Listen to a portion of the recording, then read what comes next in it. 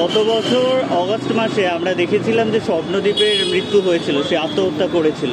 বছর ঘুরতে না ঘুরতে আবার একটা মৃত্যু আমরা দেখতে পাচ্ছি যে ইউনিভার্সিটি কর্তৃপক্ষ প্রায় নিশ্চুপ। এই বিষয়ে আপনার মতামত কি? গত বছর যখন স্বপ্নদ্বীপের মৃত্যু হয়েছিল তখন সেটিকে কেন্দ্র করে স্বাভাবিক প্রতিবাদগুলো হয়েছিল, সেখানে বাংলা পক্ষ সামিল ছিল একদম এই জায়গায় যেখানে আমরা দাঁড়িয়ে রয়েছি। কিন্তু আজকে যখন জলপাইগুড়ির মালবাজারের বাঙালি কন্যা, দৃষ্টিহীন মেধাবী বাঙালি কন্যা, এইচএসে 98% নম্বর পাওয়া বাঙালি কন্যা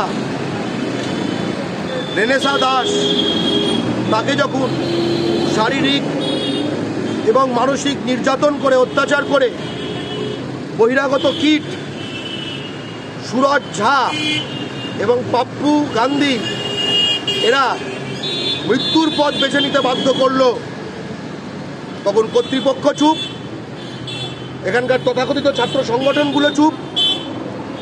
উল্টো দিকে তখন মঞ্চ বাদে বিজেপি, তৃণমূল, সিপিএম সবার যে বড় বড় মঞ্চ করেছিল তারা চুপ। তার কারণ সুরজ ঝা, তার কারণ পাপ্পু গান্ধী ভিআইপি। বহিরাগতরা তো এই বাংলার মাটিতে ভিআইপি, তারা বাংলার মাটিতে বাঙালি ছাত্রীর ওপর অত্যাচার করবে শারীরিকভাবে, মানসিকভাবে, তার টাকা কেড়ে নেবে। এটাও রেনেসার মা বলেছে, তার টাকা কেড়ে নিত তার থেকে, একজন দৃষ্টিহীন মেধাবী বাঙালি কন্যার থেকে যাদবপুর বিশ্ববিদ্যালয়ের মধ্যে। একমাত্র বাংলা পক্ষ সেদিনও ছিল, আজও আছে এবং ভবিষ্যতেও থাকবে।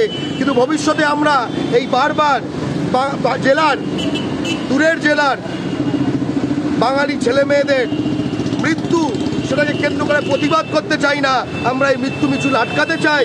তাই আমরা বাংলা ছাত্রপক্ষর ইউনিট এই যাদবপুর বিশ্ববিদ্যালয়ের ভেতরে খুলতে চাই, যাতে কিনা এই যাদবপুর বিশ্ববিদ্যালয় পরিসরে বাংলা ও বাঙালির শত্রু কোনো বহিরাগত কীট প্রথমে বাঙালির দিকে চোখ তোলার সাহস না পায়।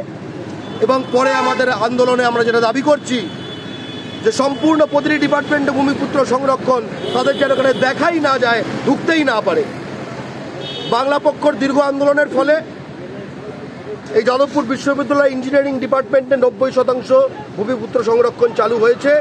যেটা এর আগে যেটা হচ্ছিল যে এই বহিরাগত কীটরা, এই সুরজ ঝাড়া এবং পাপ্পু গান্ধীরা, এটা ইঞ্জিনিয়ারিংয়ের জেনারেল সিট তাদের রাজ্য থেকে এসে দখল করে, ইউপি, বিহার, ঝাড়খণ্ড এখান থেকে এসে দখল করে তারা আমাদের টাকায় আমাদের এখানে ছেলে মেয়েদের যেখানে সুযোগ সুবিধা পাওয়ার কথা সেটাকে সম্পূর্ণ ধ্বংস করে দিচ্ছিল। বাঙালি নারীদের ওপর অত্যাচার শুরু করে দিয়েছিল যাদবপুরের ক্যাম্পাসে, এবং হোস্টেলে নিজেদের এলাকা বাড়িয়ে ফেলেছিল। একটা হোস্টেলের সম্পূর্ণ ব্লক দখল করে নিয়েছিল এবং সেখানে ভাত নিষিদ্ধ, রুটি হবে এই ব্যবস্থাও চালু করে দিয়েছিল। এরা সর্বক্ষেত্রে আগ্রাসী, বাংলা ও বাঙালির এই শত্রুরা। আমরা তাই স্পষ্টত দাবি জানাচ্ছি, এক, এই সুরজ ঝা এবং পাপ্পু গান্ধীকে অবিলম্বে বহিষ্কার করতে হবে, 1 নম্বর। এটার জন্য পুলিশ ইনভেস্টিগেশন অবধি অপেক্ষা করতে হয় না। 2, এটা যাদবপুর থানা এবং মালবাজার থানা তারা কোঅর্ডিনেট করুক, কারণ এটা একখানা জায়গায় ইনভেস্টিগেশনের মাধ্যমে এটার শেষে পৌঁছানো যাবে না। কিন্তু এদের দৃষ্টান্তমূলক শাস্তি চাই এই সুরজ ঝা এবং পাপ্পু গান্ধীর। তৃতীয়ত, যাদবপুর বিশ্ববিদ্যালয়ের প্রতিটি ডিপার্টমেন্টে, প্রতিটি ফ্যাকাল্টিতে 90% ভূমিপুত্র সংরক্ষণ চাই। পোকা ঢুকবে, আমরা বেগুন স্প্রে আনবো, আমরা এসব চাই না। আমরা চাই পোকা না ঢুকুক, বেগুন স্প্রে যাতে আনতে না হয়। এবং এটা জানিয়ে রাখি যে এর মাধ্যমে অনেকে চেষ্টা করেন যাদবপুরের নাম নিলে যাদবপুরের নাম খারাপ করার। যাদবপুর বিশ্ববিদ্যালয় বাংলার মাটিতে বাংলা ও বাঙালির শ্রেষ্ঠ বিশ্ববিদ্যালয়। আজকে এই বহিরাগত কীটদের জন্য বারবার যাদবপুর বিশ্ববিদ্যালয়ের নাম এইভাবে খারাপ হচ্ছে। আমরা কীটমুক্ত, গুটকামুক্ত যাদবপুর বিশ্ববিদ্যালয়ে চাই এবং তাকে স্বমহিমায় প্রতিষ্ঠিত করতে চাই। এবং কমন যে ঘটনাটা যেটা যাদবপুর বিশ্ববিদ্যালয়ে ঘটেছে, সেই ঘটনা আপনি দেখবেন আলিয়া বিশ্ববিদ্যালয়ে বাঙালি ছাত্রছাত্রীরা নির্যাতিত, কলকাতা বিশ্ববিদ্যালয়ে বাঙালি ছাত্রছাত্রীরা নির্যাতিত, মেডিকেল কলেজগুলোতে, রাজ্য মেডিকেল কলেজগুলোতে বাঙালি ছাত্রছাত্রীরা নির্যাতিত, এবং প্রাইভেট ইঞ্জিনিয়ারিং কলেজগুলো বাঙালি ছাত্রছাত্রীরা সন্ত্রস্ত। বাঙালি ছাত্রীরা প্রায় রোজ তারা নিগৃহীত হয় এই বহিরাগত কীটদের দ্বারা। আমরা এই সবের অন্ত চাই।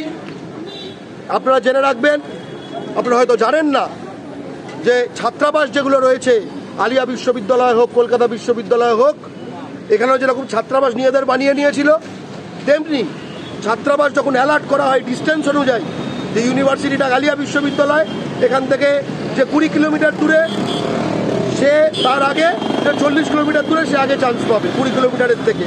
এটা স্বাভাবিক নিয়ম, এই নিয়মটাই হওয়া উচিত। কিন্তু এই নিয়মের তো একটা সীমা থাকা উচিত। এই সীমাটার তো নাম হওয়া উচিত পশ্চিমবঙ্গের সীমান্ত। কিন্তু লজ্জার কথা, বহিরাগত তোষণ করতে করতে এই রাজ্য সরকারি শিক্ষা ব্যবস্থা এমন একটা জায়গায় নিয়ে গেছে, এরা বলছে ছাপড়া তো দূরে, পুরুলিয়া তো কাছে, তাই ছাপড়া আগে পাবে, পুরুলিয়া পরে পাবে বা পাবে না। বালিয়া তো দূরে, মেদিনীপুর তো কাছে, তাই বালিয়া পাবে কলকাতায়, আলিয়ায়, কিন্তু ইয়ে পাবে না, আমাদের পুরুলিয়া মেদিনীপুর পাবে না, বাঁকুড়া পাবে না। তাই আমরা প্রতিটি ইউনিভার্সিটিতে যেমন ভূমিপুত্র সংরক্ষণ চাই অ্যাডমিশনের ক্ষেত্রে, একই রকমভাবে প্রতিটি ছাত্রাবাস, যে ছাত্র পশ্চিমবঙ্গের যে রাজ্য বিশ্ববিদ্যালয়গুলো, সেখানে সম্পূর্ণভাবে রাজ্যের ছেলেমেয়েরা যাতে পায়, এবং এই ডিস্টেন্স রুল যেন শুধু রাজ্যের মধ্যে লাগু হয়, তার জন্য বাংলা ছাত্রপক্ষ আগামী দিনে এই প্রতিটি ইউনিভার্সিটির ডেপুটেশন দেবে। জয় বাংলা। আপনারা দেখছেন আওয়াজ, রোজকারের হক কথা। For more updates about Awaaz, please subscribe our YouTube channel Rajshekhar thali.